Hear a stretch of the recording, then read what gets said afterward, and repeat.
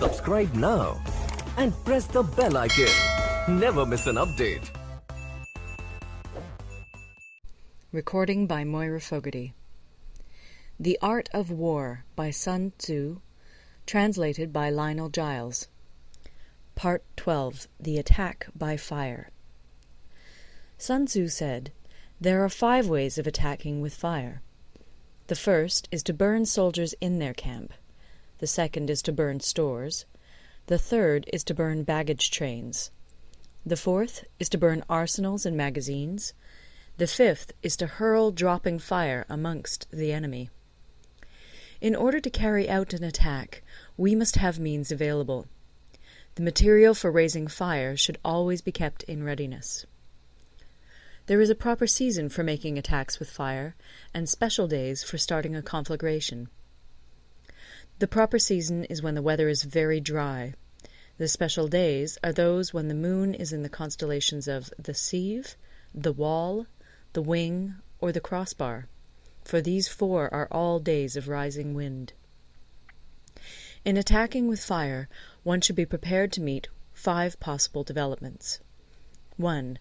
When fire breaks out inside to enemy's camp, respond at once with an attack from without. 2. If there is an outbreak of fire, but the enemy's soldiers remain quiet, bide your time and do not attack. 3. When the force of the flames has reached its height, follow it up with an attack, if that is practicable. If not, stay where you are. 4.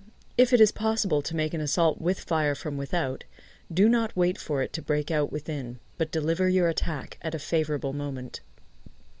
5. When you start a fire, be to windward of it. Do not attack from the leeward. A wind that rises in the daytime lasts long, but a night breeze soon falls. In every army, the 5 developments connected with fire must be known, the movements of the stars calculated, and a watch kept for the proper days. Hence, those who use fire as an aid to the attack show intelligence. Those who use water as an aid to the attack gain an accession of strength. By means of water, an enemy may be intercepted, but not robbed of all his belongings.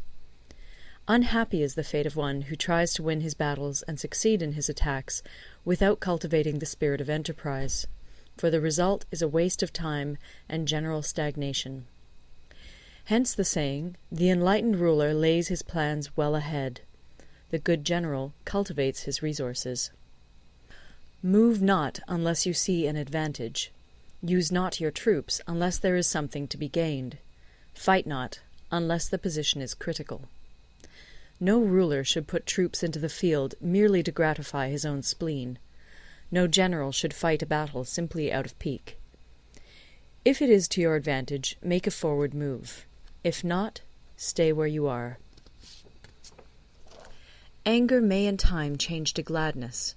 Vexation may be succeeded by content. But a kingdom that has once been destroyed can never come again into being, nor can the dead ever be brought back to life. Hence the enlightened ruler is heedful, and the good general full of caution. This is the way to keep a country at peace and an army intact. End of Part 12. Part 13. The Use of Spies. Sun Tzu said, "Raising a host of 100,000 men and marching them great distances entails heavy loss on the people and a drain on the resources of the state. The daily expenditure will amount to 1,000 ounces of silver. There will be commotion at home and abroad, and men will drop down exhausted on the highways. As many as 700,000 families will be impeded in their labor. Hostile armies may feast each other for years, striving for the victory which is decided in a single day. This being so, to remain in ignorance of the enemy's condition simply because one grudges the outlay of 100 ounces of silver in honours and emoluments is the height of inhumanity. One who acts thus is no leader of men, no present help to his sovereign, no master of victory. Thus, what enables the wise sovereign and the good general to strike and conquer and achieve things beyond the reach of ordinary men is foreknowledge. Now, this foreknowledge cannot be elicited from spirits. It cannot be obtained inductively from experience, nor by any deductive calculation. Knowledge of the enemy's dispositions can only be obtained from other men. Hence the use of spies, of whom there are 5 classes. 1. Local spies. 2. Inward spies. 3. Converted spies. 4. Doomed spies. 5. Surviving spies. When these 5 kinds of spy are all at work, none can discover the secret system.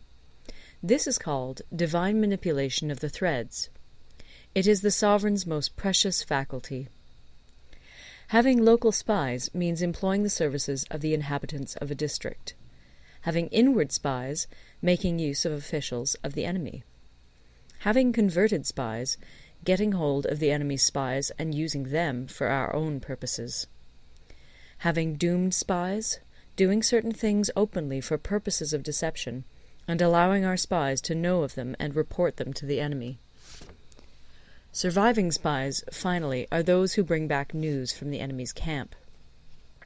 Hence it is that none in the whole army are more intimate relations to be maintained than with spies. None should be more liberally rewarded. In no other business should greater secrecy be preserved. Spies cannot be usefully employed without a certain intuitive sagacity. They cannot be properly managed without benevolence and straightforwardness. Without subtle ingenuity of mind, one cannot make certain of the truth of their reports. Be subtle, and use your spies for every kind of business. If a secret piece of news is divulged by a spy before the time is ripe, he must be put to death together with the man to whom the secret was told. Whether the object be to crush an army, to storm a city, or to assassinate an individual, it is always necessary to begin by finding out the names of the attendants, the aides-de-camp, and doorkeepers and sentries of the general in command. Our spies must be commissioned to ascertain these. The enemy's spies, who have come to spy on us, must be sought out, tempted with bribes, led away, and comfortably housed. Thus they will become converted spies and available for our service. It is through the information brought by the converted spy that we are able to acquire and employ local and inward spies. It is owing to this information again that we can cause the doomed spy to carry false tidings to the enemy. Lastly, it is by this information that the surviving spy can be used on appointed occasions. The end and aim of spying in all its 5 varieties is knowledge of the enemy, and this knowledge can only be derived in the first instance from the converted spy. Hence it is essential that the converted spy be treated with the utmost liberality. Of old, the rise of the Yin dynasty was due to Yi Qi, who had served under the Xia. Likewise, the rise of the Chu dynasty was due to Liu Ya, who had served under the Yin. Hence it is only the enlightened ruler and the wise general who will use the highest intelligence of the army for purposes of spying, and thereby they achieve great results. Spies are a most important element in water, because on them depends an army's ability to move. End of The Art of War. Recorded in Toronto, Ontario by Moira Fogarty, October 2006.